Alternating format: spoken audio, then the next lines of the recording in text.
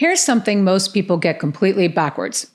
They think that confidence comes first, like as if one day you wake up feeling ready, sure of yourself, and then you finally start living your life again. So you wait for the day until you feel less scared or until you feel ready before you say anything, do anything, or to put yourself back out there. But guess what? That day never comes. You want to know why? Because confidence never shows up first. That's just not how it works. You don't feel confident and then take action. You take action while you're still scared, and the confidence comes after. So what does come first? Courage. Confidence always follows that. Now, here's what happens to most people. The second they're told that they have herpes, the fear kicks in and takes over. It tells them to be quiet, to go into hiding, and to never tell anyone, so nobody can ever judge them for it. And most people believe that's what they should do. So they play it safe, they stay quiet, and they put their whole life on hold, telling themselves that hiding is the right thing to do. But then there's another group of people. They feel the exact same fear, but they put themselves out there anyway. They have the conversations they're scared of, and they refuse to stay hidden. And those are the people who get their lives back after their diagnosis. And I'm telling you this because I started off as one of those people who hid, and now I'm one of the people who got their life back. Now, when I first got my diagnosis, I didn't tell a soul. Not my closest friends, not my family, no one. And on the outside, my life looked really great. I had an awesome career, I had people around me who loved me, and I was just doing my life as usual. But on the inside, I felt like I was dying, and I was terrified of someone finding out. Then a few years went by, and I finally worked up the nerve to date again, but I couldn't stop thinking about my diagnosis. It was constantly on my mind each time I'd go out with somebody. I was so scared to tell them about my condition because I was so sure that the moment I told them, they'd look at me differently and walk away. So I turned to dating sites made for people like us, just so I didn't have to have the conversation. Fast forward to today, and I talk about having herpes publicly to thousands of people every single week. I'm in a relationship with the love of my life, who, by the way, doesn't have genital herpes, and I built a life I actually love waking up to. And none of that happened because I finally felt ready. It happened because one day I stopped waiting, looked fear straight in the face, and put myself out there. And here's what I want you to know. I'm not braver than you, and I'm not built any different than you. The thing that changed everything for me was when I decided to stop allowing fear to make decisions for me. And you have the ability to do that too. So in this episode, I'm going to show you why courage is the doorway back to confidence, why playing it safe and staying quiet is the exact thing that's keeping you where you are, and how taking small steps forward, even when you're terrified, is what gives you your freedom back. And at the end, I'm going to share 4 simple things that you can do to practice courage so that you could take your life back from your diagnosis.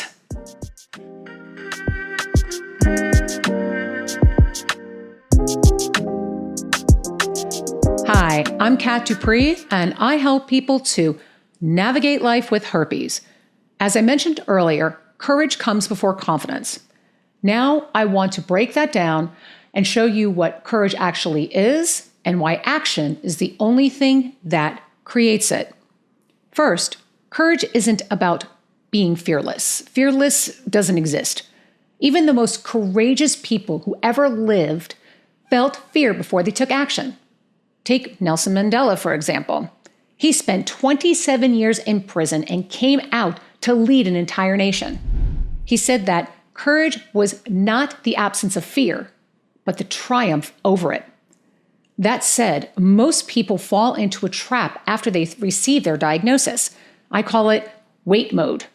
You wait to feel ready. You wait to feel less scared, and you tell yourself that a little more time will make things hurt less.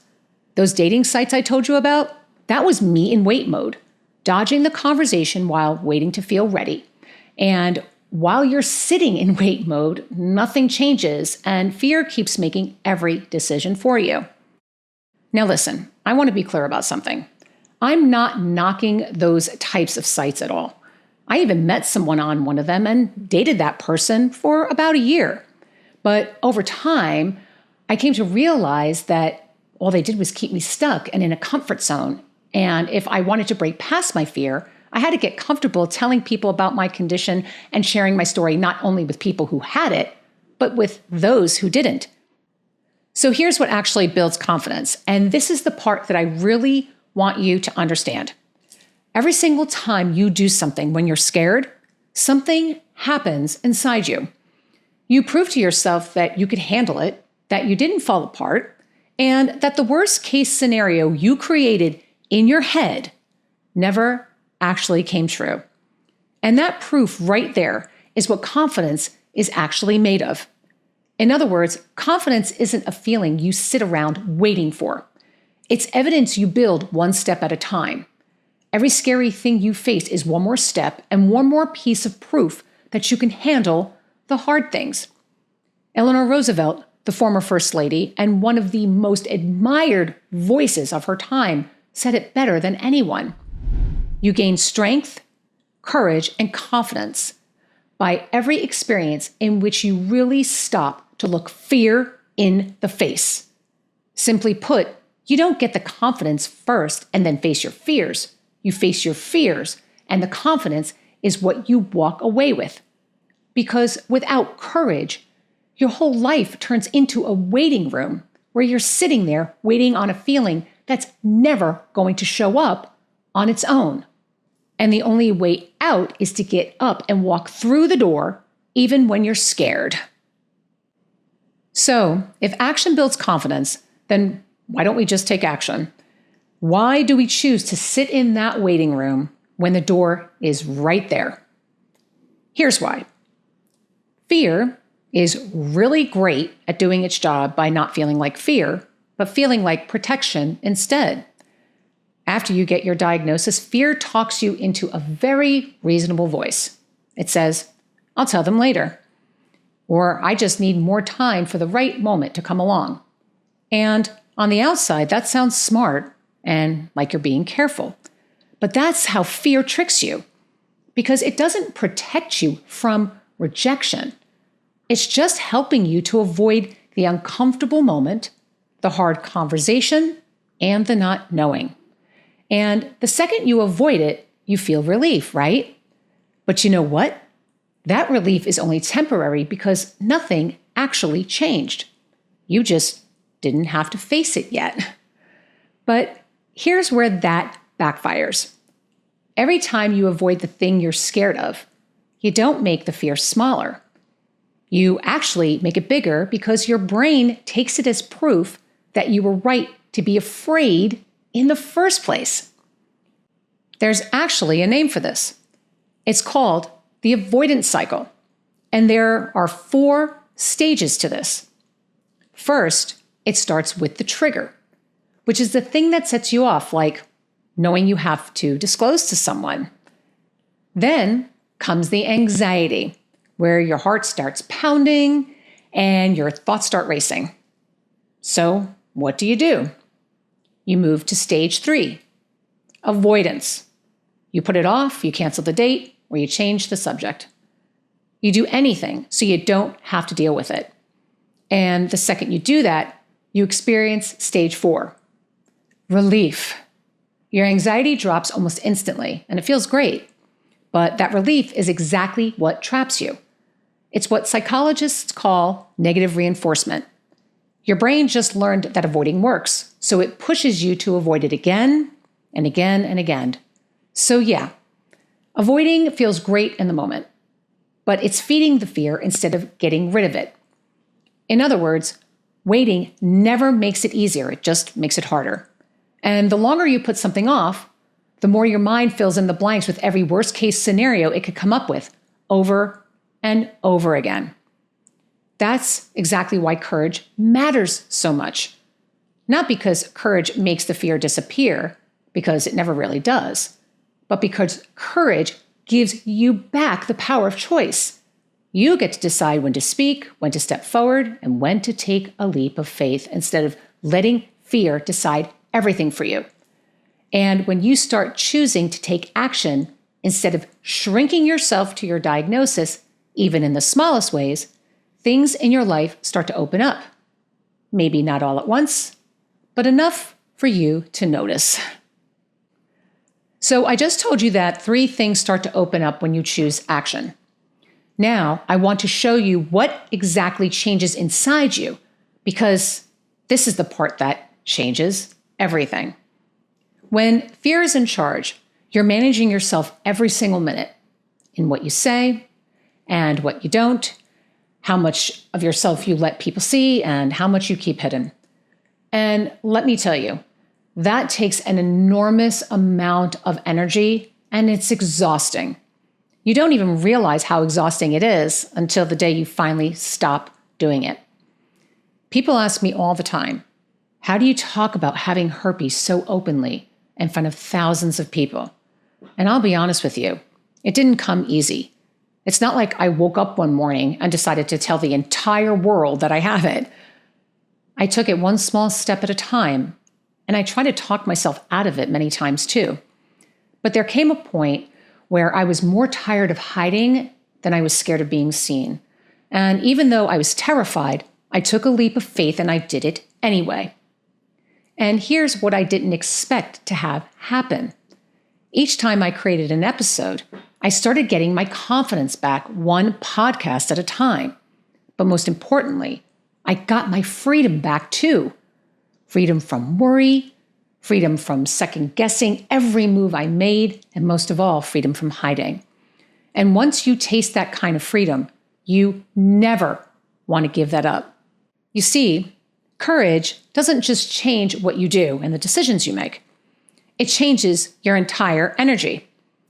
When you stop hiding, you stop bracing for the worst, and that pressure comes off, and you finally just get to be you. Now, this doesn't mean that you should go and tell the entire world your story the way that I do. It just means that you stop letting fear make all the decisions for you. You stop letting fear keep you from the things you actually want. Real connection, a relationship that feels good, a life you're genuinely excited about, and yes, even the love you were so sure you'd never have. So, now that you know what courage can actually do for you, here are 4 simple steps you can take to start practicing it. Number 1, choose an action. Pick one thing that scares you but moves you forward, like saying yes to a date, telling a trusted friend, or even just practicing the words out loud in the mirror. Remember, taking small steps eventually creates confidence, which then gives you the courage to create positive change. Number 2, notice the fear you're feeling. Is it a racing heart, sweaty palms, or racing thoughts? Because this is just your nervous system reacting to what your mind perceives as something scary. Allow yourself to feel the fear without judging it, then take a few slow, deep breaths in and out to calm yourself down. Number 3, move past the fear and take action. This is the moment where you take that leap of faith. Before your mind talks you into avoidance, make your move without hesitation. Remember, change only happens by stepping out of the waiting room. Number 4, reflect afterwards. When it's over, notice what happened and write down your experience. How did you feel before, during, and after? Most of the time, you'll realize that the fear was way bigger in your mind than it was in reality. And that realization makes facing your fear the next time much easier. And your confidence starts to build because you prove to yourself that no matter what the outcome, that you'll be okay and that you can handle anything. Well, that's it for today. And if you're tired of navigating your condition alone, come join us at Herpes Wellness. It's a private community where you can get support from people who actually get it, who don't judge it, and who can help you to navigate your condition so that you can start living the life that you want. So come check us out.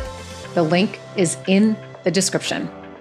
If you want support on the go, then you can download the Herpes Wellness app for free in both the App Store and in Google Play. If you're concerned about privacy, we've got you totally covered. The app icon and push notifications say H Wellness, so if someone happens to see your screen, you won't disclose your status unintentionally. Also, if you're watching on YouTube or listening on audio, make sure to subscribe so that you don't miss out on future episodes. Also, please be sure to give us a like or a hype, as this helps other people to find this podcast.